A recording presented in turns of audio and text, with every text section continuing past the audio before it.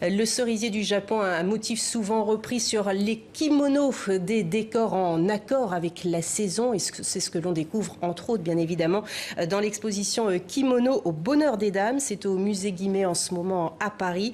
Et nous en avons le plaisir de recevoir la commissaire de cette exposition, Aurélie Samuel.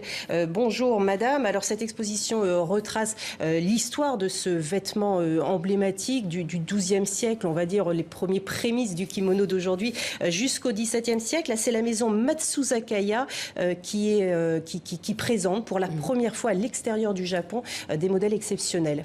Oui, c'est une grande chance pour le musée Guimet d'avoir pu obtenir ce prêt, puisque la maison Matsuzakaya, qui remonte à 1611, possède une très très belle collection de kimonos.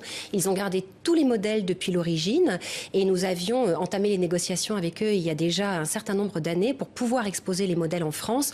Ce sont des pièces extrêmement fragiles. D'ailleurs, toute l'exposition change dans 1 mois et demi, puisque les pièces ne peuvent être présentées qu'1 mois et demi en raison de leur fragilité, notamment due à la lumière, à l'exposition et au mannequinage des pièces. Alors le kimono, c'était au départ, si je ne me trompe pas, une pièce réservée aux petites gens, on va dire, et puis après ce sont les samouraïs qui s'en ont emparés, et qui dit samouraï dit après l'aristocratie, puis toute une panoplie de personnes, de gens, qu'elles soient femmes de guerriers, femmes de commerçants. Il y a toute une histoire. Bien sûr. Alors le kimono, en fait, c'est un terme un peu impropre parce que ça désigne l'ensemble de l'habillement au Japon.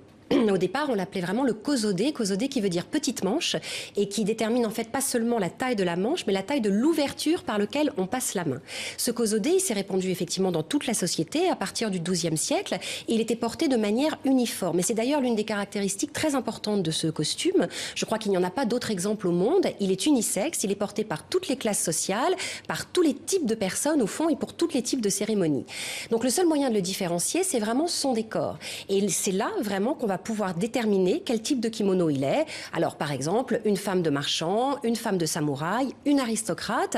Et je dirais que les femmes de marchand, bien sûr, ont beaucoup plus de liberté pour le porter. Elles peuvent choisir les motifs qu'elles souhaitent. Elles ne sont pas en représentation comme les femmes aristocrates. Donc on va assister à un développement des techniques, des matières, des motifs et même de procédés de tissage et de teinture qui vont permettre de faire de ce kimono un véritable objet d'art. Alors vous dites un vêtement unisexe, mais là dans cette exposition, ce sont uniquement des kimonos portés par des femmes qui sont présentées, et c'est un vêtement qui répond à une architecture presque, parce que ce sont des règles extrêmement précises. Il y a 7 pans. Vous pouvez nous en dire plus sur l'architecture de ce vêtement? C'est un vêtement qui est fait vraiment de la même façon. Il a une forme constante, il est en forme de T. Ce sont 7 pans cousus ensemble dans une coupe très droite.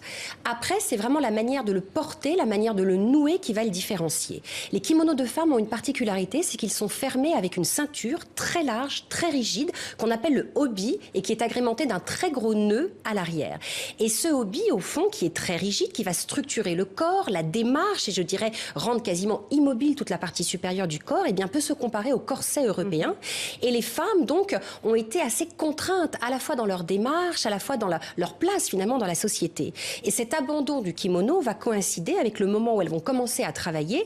Donc il est un marqueur aussi social et c'est vraiment au moment où les femmes vont s'émanciper qu'elles vont petit à petit l'abandonner. Mais c'est là où c'est incroyable, parce qu'il y a un paradoxe entre le moment où le Japon a commencé à quitter le port du kimono et où, du coup, la mode en France et en Europe a commencé à se japoniser. Et là, le kimono est apparu chez les créateurs européens. C'est assez curieux. Il y a une forme de chassé-croisé, si vous me passez l'expression, où au moment où finalement le Japon ouvre ses frontières, au moment de la restauration de l'ère Meiji en 1868, le kimono arrive en Europe. Il est présenté dans les expositions universelles. Les collectionneurs commencent à le collectionner, à le porter chez eux. Les Européens s'y intéressent. Des peintres comme James Tissot, dont on voit d'ailleurs une très belle peinture dans l'exposition, les représentent ces femmes portant des kimonos dans des poses très sensuelles, puisque en fin de compte les femmes le porteront comme un une sorte vêtement de déshabillé. d'intérieur à ce moment-là, alors qu'au Exactement. Japon c'est un vêtement d'extérieur. On le porte comme un déshabillé. Et bien au même moment, les Européens arrivent au Japon et les Japonais se désintéressent du kimono pour porter le vêtement occidental. Mais je dirais que ces rapports et ces échanges entre la France et le Japon, finalement, n'auront de cesse de durer